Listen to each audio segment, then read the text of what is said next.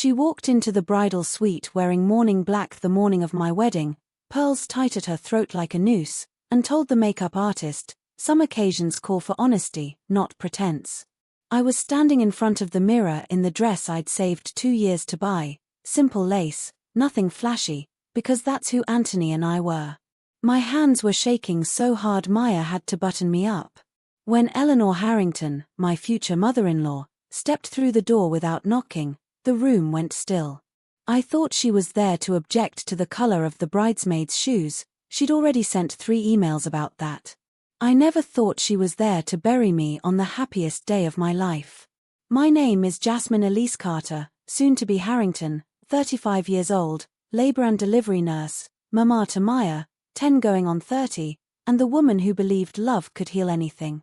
That morning I learned some wounds don't heal. They just wait 20 years to bleed again.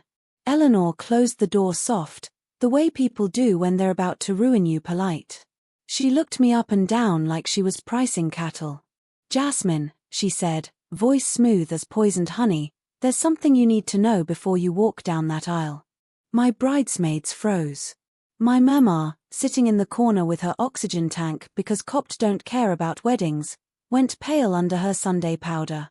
Eleanor opened her clutch and pulled out a photograph, old, edges curled, the kind you keep in a secret drawer. She held it up so only I could see. It was my daddy, gone 20 years now, with his arm around a younger Eleanor, both of them laughing in front of the same lake house where Anthony and I were having the reception. On the back, in Daddy's handwriting, "To my Ellie, forever starts now. 1998. The room spun. Because 1998 was the year Daddy left us. The year he cleaned out the savings, kissed me and my brother goodbye on a Tuesday morning, and never came home. The year Mama cried so hard she couldn't breathe and I learned at 15 how to forge her signature on school papers because she couldn't get out of bed. Eleanor's eyes never left mine. "Careful what family you marry into, darling," she said, soft enough only I could hear. "Some debts come due." Then she tucked the photo away, smoothed her black skirt, and walked out like she just dropped off a casserole. Maya asked, "Mama, why is Grandma Eleanor wearing funeral clothes?" I couldn't answer. Because the woman who was about to become my mother-in-law had just told me, on my wedding day, that she was the reason my daddy disappeared. And she wanted me to know before I said I do. I stood there in my white dress with 20 people waiting in the garden and felt every promise I'd ever believed in turn to ash in my mouth. The wedding went on, of course it did. I walked down the aisle smiling like my heart wasn't bleeding through my teeth. I said the vows. I kissed my husband. But the whole time Eleanor sat in the front row in her black dress and pearls, watching me like a cat who'd already eaten the canary and was just waiting for me to notice the feathers.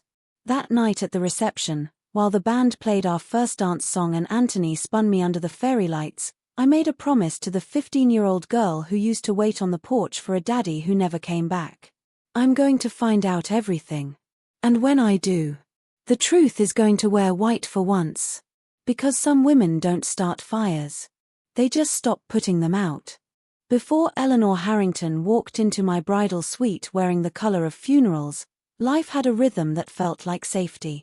Anthony and I met at 30, both of us a little bruised from first marriages that didn't stick. He was the quiet architect with kind eyes and hands that could build anything. I was the labor and delivery nurse who'd learned how to hold people together when everything was falling apart.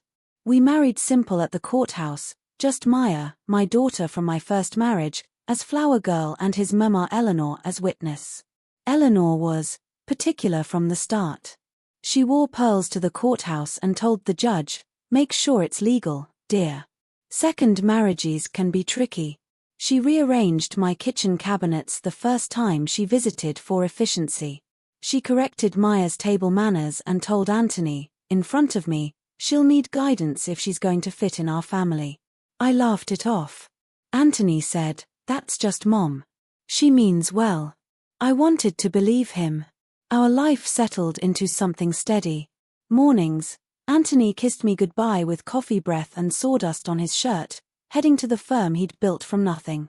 I'd drop Maya at school, then worked 12-hour shifts catching babies and holding Mama's hands while they became new people.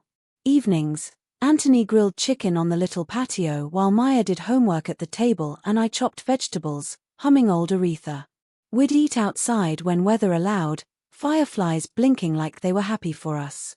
Weekends, farmers market, soccer games, church on Sunday where Eleanor always saved us seats in her pew, third from the front, right side, and patted the space beside her like it was already decided.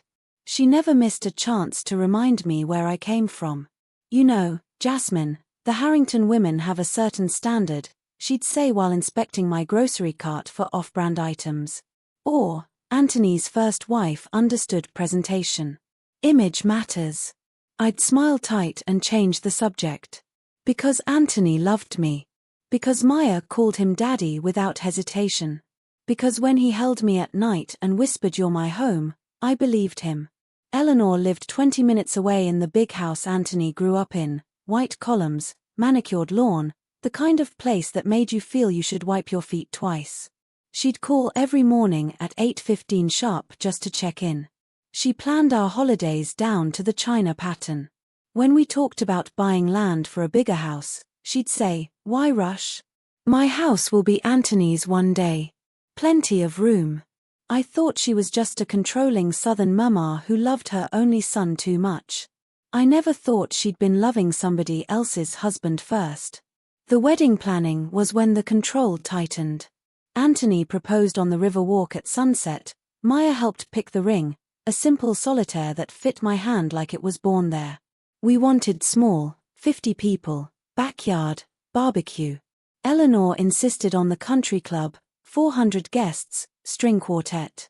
"It's a Harrington wedding," she said, like that explained everything. I gave in on most of it because Anthony looked tired when we argued, and I hated being the reason. But the dress was mine. I found it in a little boutique in Savannah, ivory lace, off-shoulder, flowing like water. When I walked out of the dressing room, Maya gasped and Eleanor, who'd insisted on coming, went quiet for the first time ever. "It's inadequate," she finally said. I bought it anyway. The night before the wedding, Eleanor hosted the rehearsal dinner at her house, catered, white tablecloths, place cards in calligraphy. She gave a toast about welcoming me to the family that somehow made me feel like an outsider wearing borrowed shoes. Anthony squeezed my hand under the table and whispered, "Ignore her. Tomorrow you're mine forever." I believed him. I went to bed that night in the guest room, Eleanor's rule, no sleeping together before the wedding, with butterflies in my stomach and Maya curled beside me like when she was little. I fell asleep dreaming of tomorrow. I never dreamed Eleanor would walk in wearing black. Or that 20 years of somebody else's secret would be waiting in her clutch. But some storms you don't see coming until the rain's already on your skin. And some women spend their whole lives learning how to smile while they drown you. The morning after the wedding, I woke up in the bridal suite alone. Anthony had gone early to check on the cabin cleanup crew. Our honeymoon was a week at the lake house, just us, no phones, no family. I lay in the big bed with the sheets still smelling like his cologne and felt the photograph burning a hole in my mind. I hadn't slept. I'd sat on the balcony until dawn replaying every moment Eleanor's eyes met mine when she showed me that picture. The way her mouth curved, not quite a smile. The way she'd said some debts come due like she'd been waiting 20 years to collect. I told myself it was a coincidence. Old photo.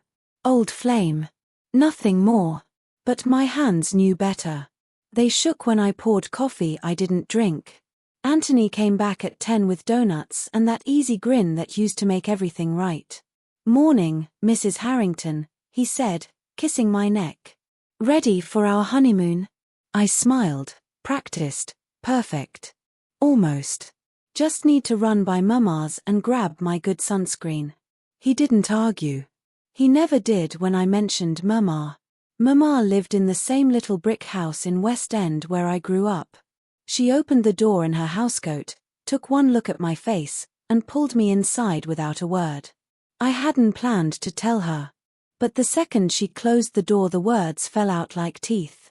"Mama, Eleanor showed me a picture yesterday. Her and Daddy. From 1998. She was the woman. Mama went still. Then she walked to the kitchen, poured 2 glasses of sweet tea with hands that didn't shake, and sat me down at the table where she'd bandaged my knees and helped with homework and taught me how to pray when the world got too big. I knew, she said quiet. The room tilted. You knew.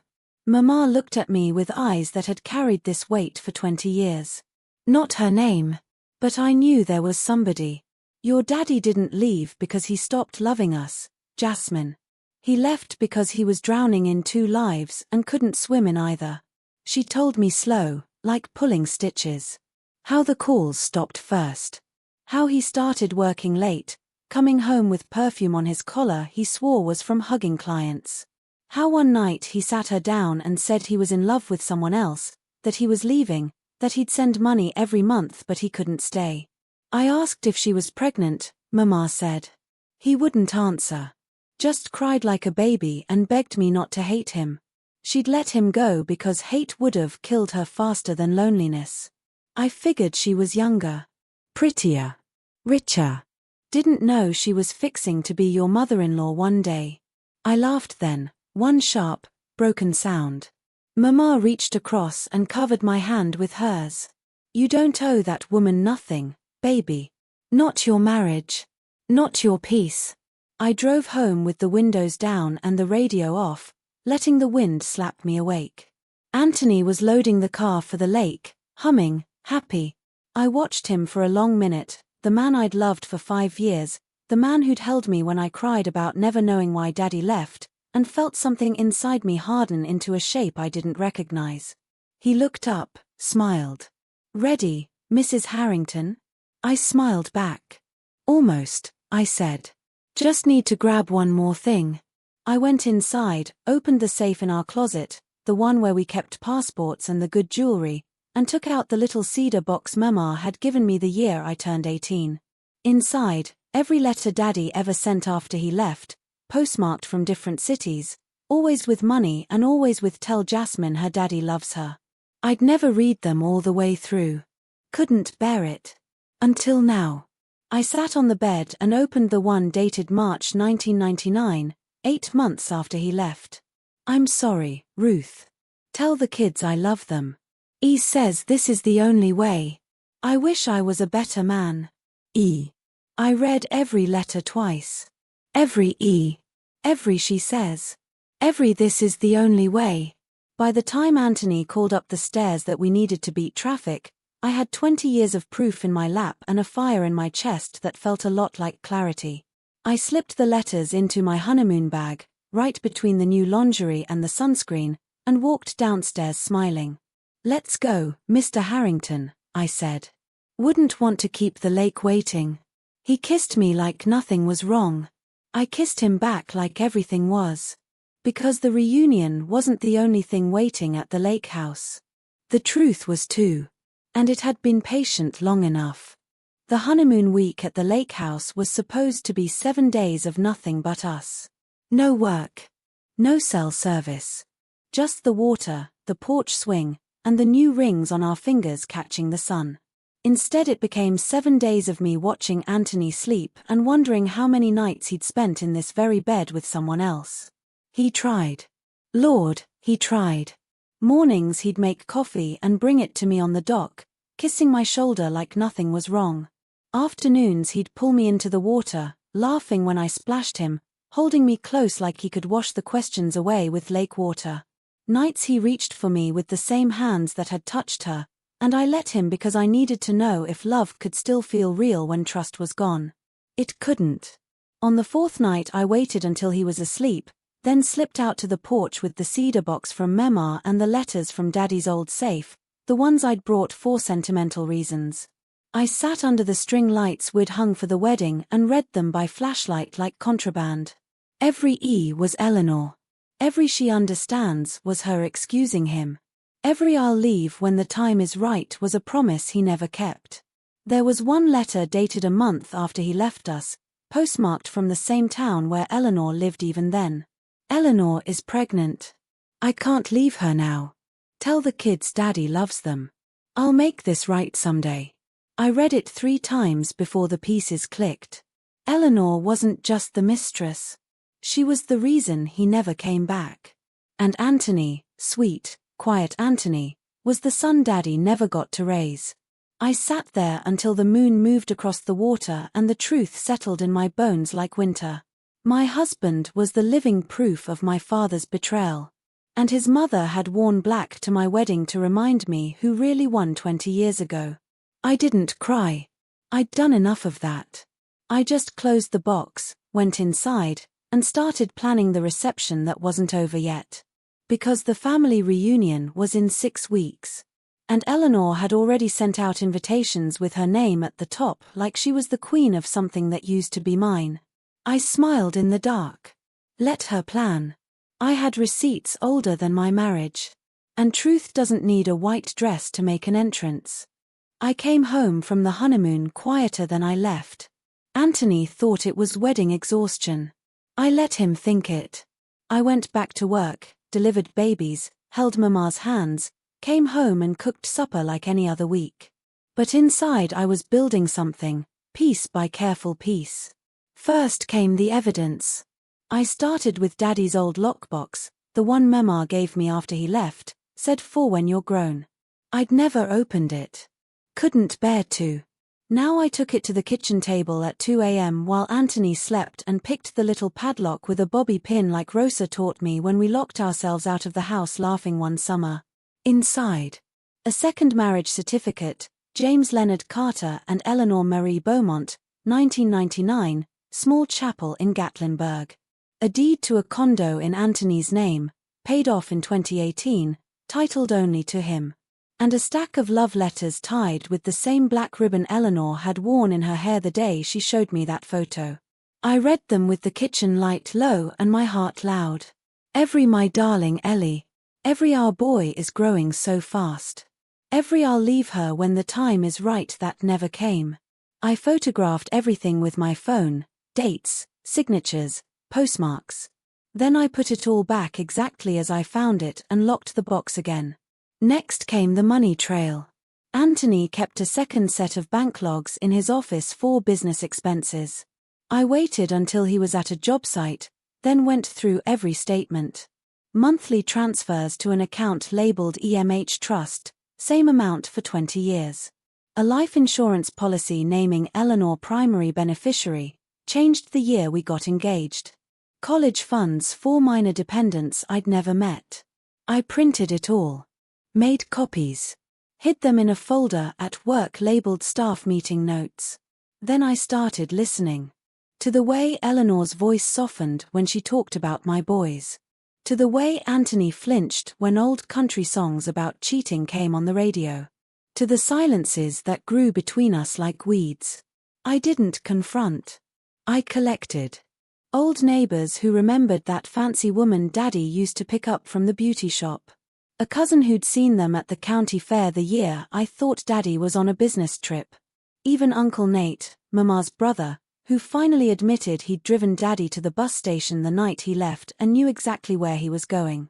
Every piece fit. By October I had enough truth to fill a coffin. The family reunion was set for Thanksgiving weekend, big gathering at the old family farm, hayrides, bonfire, the works. Eleanor was hosting, of course. Sending emails about passing traditions to the next generation and family unity. I RSVP'd yes for 3, me, Anthony, Maya. Then I started preparing my own presentation. Quiet. Methodical. The way you pack a hospital bag when you know the baby's coming early. I rented a projector from the same company the church uses. I made a slideshow, simple black background, white text, photographs scanned in order. I practiced in the mirror until my voice didn't shake. And every night I prayed, not for strength to forgive, but for courage to finish what they started. Because some truths don't wait for permission. They just walk in wearing whatever color they want. And mine was coming in white.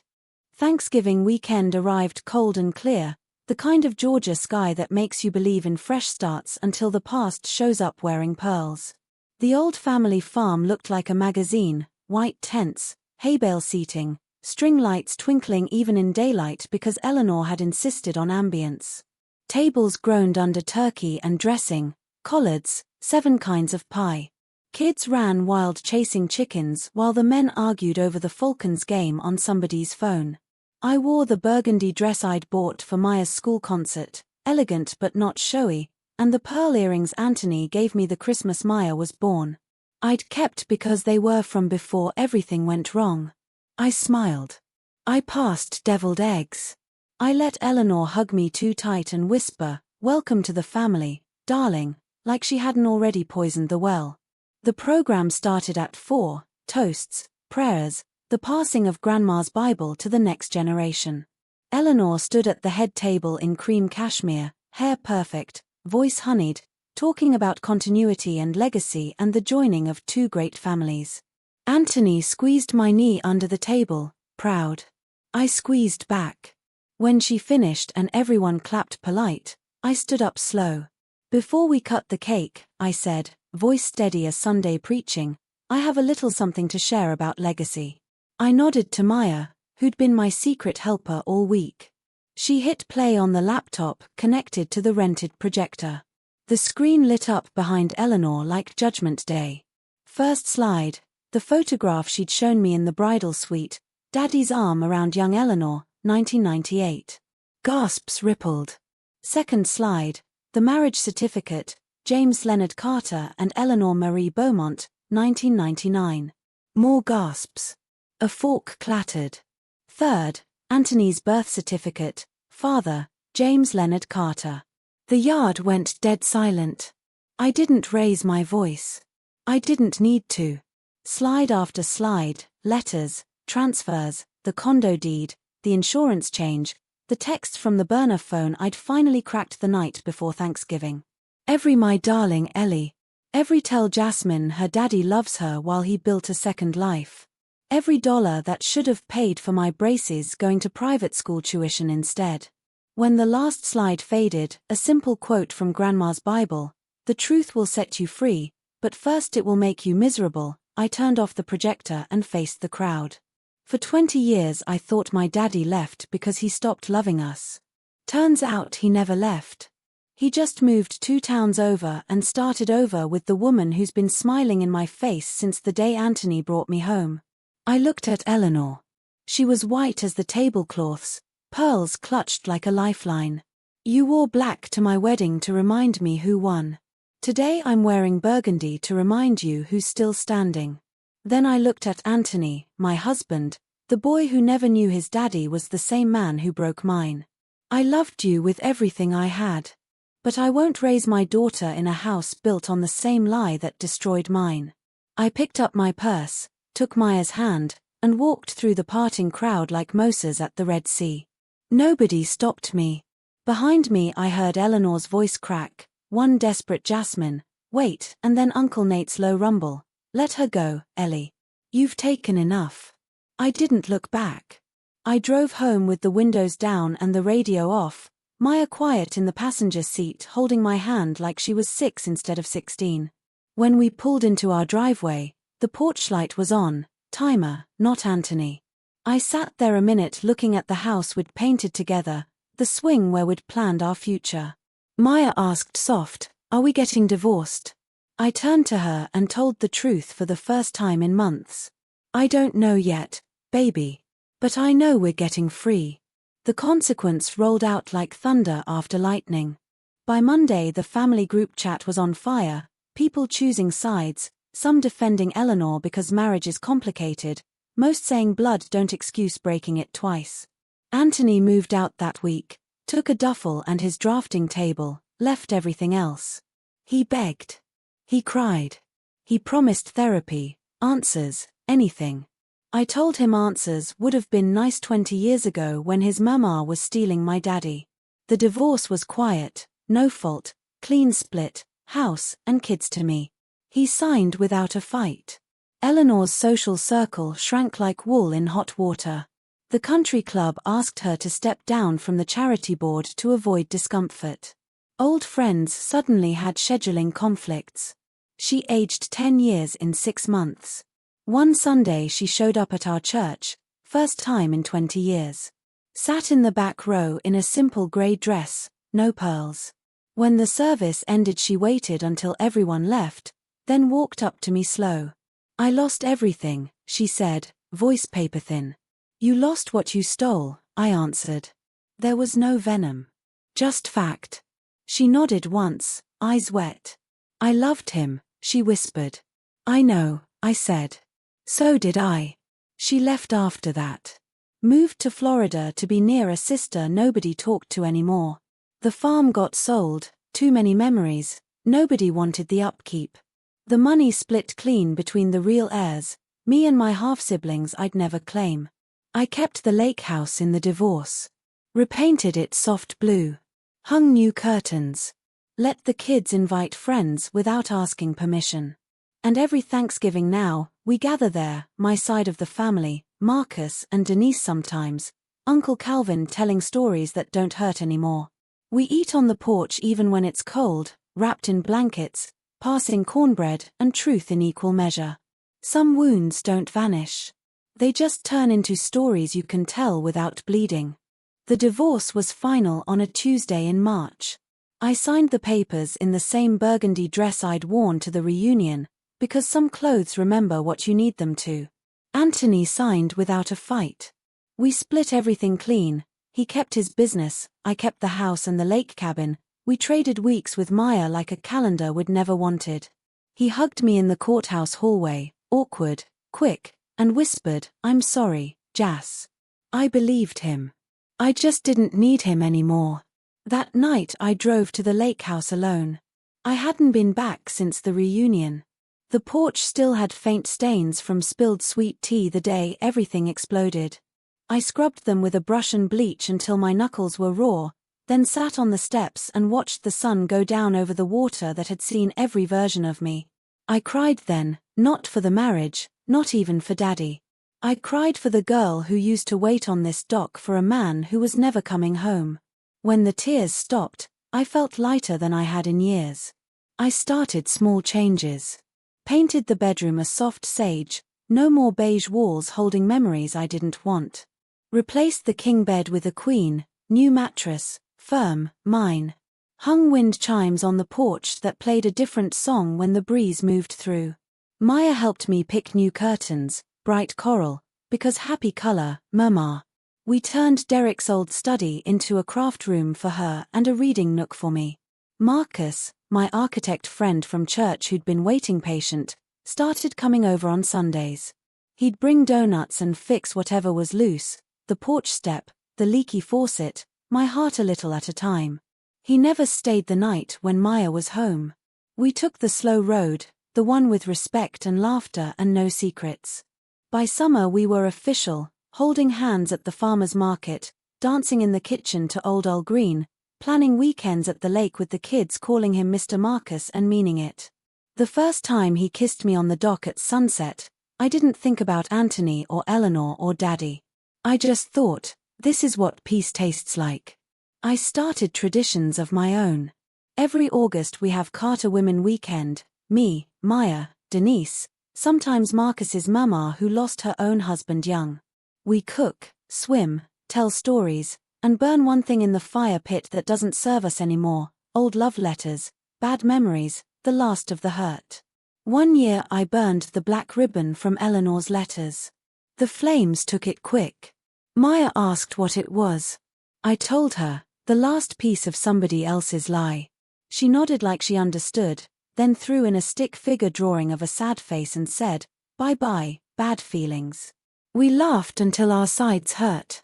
I went back to therapy, not because I was broken, but because I wanted to be whole. I learned words for things I'd carried, abandonment, enmeshment, intergenerational trauma. I learned some wounds are inherited, but healing can be too. I forgave Daddy on a Tuesday in July when I was painting the porch rockers and a song came on the radio he used to sing off-key. I stopped painting, sat down, and said out loud, "I understand now, Daddy. You were scared. I forgive you." The wind moved the chimes like an answer. I forgave Eleanor on Christmas Eve when Marcus and I took the kids to look at lights and passed her old street. The big house was dark, For sale sign in the yard. I didn't feel triumph. I felt sad for the woman who thought winning meant taking. I whispered into the night, I hope you found peace, Eleanor. I did. And I meant it. Anthony and I found a new normal. Co-parenting classes, shared Google Calendar, Sunday dinners once a month so Maya wouldn't have to choose tables. He started dating a quiet teacher from Maya's school, sweet woman, no drama. I was happy for him. Really. The lake house became the heart of everything again. I host Second Chance Sundays, any woman who needs a weekend away from whatever broke her, divorce, grief, empty nest. We cook, cry, swim, heal. The porch has held more truth in 2 years than it held lies in 20. Marcus proposed last summer on that same dock, down on one knee with Maya holding the ring box and Malik filming on his phone. I said yes before he finished the question. We married small this time, backyard, 50 people, barbecue, me in a simple white sundress because I finally believed I deserved to wear white again. Eleanor sent a card. No return address. Just congratulations in perfect handwriting. I threw it in the fire pit unopened. Some invitations you decline with grace. Now the cabin smells like new paint and new love and the same lemon verbena Rosa used to wear. The porch swing rocks steady. The water still sings at night. And every time the wind moves through the pines, I swear I hear 3 voices on it. Daddy saying that's my girl. Rosa saying live loud enough for both of us. And the woman I became answering back. I am. Come sit with me a minute, sugar, the swing's wide enough, and the night's gentle tonight. If you've stayed through every tear, every receipt, every moment I stood in that burgundy dress and let 20 years of somebody else's secret burn in front of God and everybody, then you already know this story was never really about a wedding or a mother-in-law in mourning clothes. It was about the day I finally stopped letting other people write my worth in invisible ink. I've had so many of y'all pour your hearts out in my messages after the other stories, some still shaking from their own black dress moments, some typing through tears in hospital parking lots, some just needing to hear another woman say, yes, that happened to me too. And every single time, I go right back to that porch where the fairy lights flickered and the truth finally got loud enough for everybody to hear. So let me say it plain, the way Grandma would've over coffee and cornbread. Some women will smile in your face while they hold the knife that cut you 20 years ago. Some men will kiss you goodnight in one bed and warm another 1-2 towns over. And some truths don't wait for permission, they walk right into the light wearing whatever color they please. Some of you asked, Miss Jasmine, was the reunion worth it? All those phones, all those gasps, did it heal anything? Darling, healing doesn't always feel soft. Sometimes it feels like standing in the fire you didn't start and refusing to flinch while it burns away everything that was never really yours. But yes, it was worth it. Not because they lost, though mercy, they did. Because I won back the right to my own story. Some of you asked about Anthony. We're careful with each other now. We trade the kids on Fridays with a hug and a have a good week. We sit side by side at Maya's recitals and cheer the same. The love didn't die, it just moved out and learned how to knock. The children have 2 homes and 1 heart that belongs to both their parents. That's enough. Some of you asked about Eleanor. She moved to Florida to be near a cousin nobody talks to anymore. The big house sold quick. I heard she volunteers at a food bank now, quiet, no pearls. I hope she's learning how heavy stolen things feel when you have to carry them alone. That's between her and the God who still loves her controlling self. I released her name from my mouth a long time ago. And some of you, the ones whose messages make me pull over because I'm crying too hard to drive, asked the hardest question of all. Miss Jasmine, how did you forgive? I didn't start with them. I started with me. I forgave the bride who smiled while her heart was bleeding. I forgave the wife who missed every sign because she wanted to believe in forever. I forgave the little girl who waited on that dock for a daddy who'd already chosen another porch. And when there was room left in my heart that wasn't full of shame anymore, a little grace trickled in for the people who hurt me. Forgiveness didn't make what they did right. It just stopped letting what they did keep me wrong. So if you're sitting there tonight with a mother-in-law shaped wound or a husband shaped question mark, if somebody reached across love and blood to take what was never theirs, if you're wondering whether speaking up will cost more than staying quiet, listen to a woman who once wore white while her world turned black. You are allowed to burn it down with truth if that's the only way to save what's yours. You are allowed to say, not my marriage. Not my peace. Not my story. You are allowed to stand on your own porch, receipts and red lipstick and all, and remind the world who you became when they weren't looking. And you do not have to do it loud. Sometimes the strongest thing a woman can do is stay calm, gather her evidence, and let the screen speak for itself. 20 years ago I was the girl nobody warned. Today I'm the woman nobody can silence. That's the revenge I kept. That's the healing I chose. So I'm going to ask you the question I always ask when we reach the end of the fairy lights.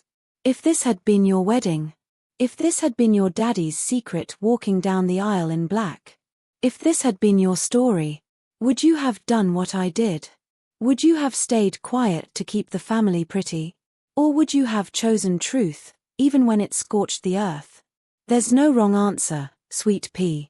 There's only the one that lets you sleep at night knowing you protected the girl you used to be. Whatever you choose, choose it knowing you are stronger than the moment that tried to break you. And you are never, ever as alone as the dark wants you to believe. The porch light's on, the swing's still moving, and Miss Jasmine's right here reading every word you leave in the comments. Until the next story, take care of your heart, and keep dancing, even if nobody else sees. And if nobody told you today, I'm proud of you for still being soft after everything that tried to make you hard. Now tell me, sugar, what would you have done? I'll be waiting. Much love from the porch where the truth finally won. Jasmine Elise.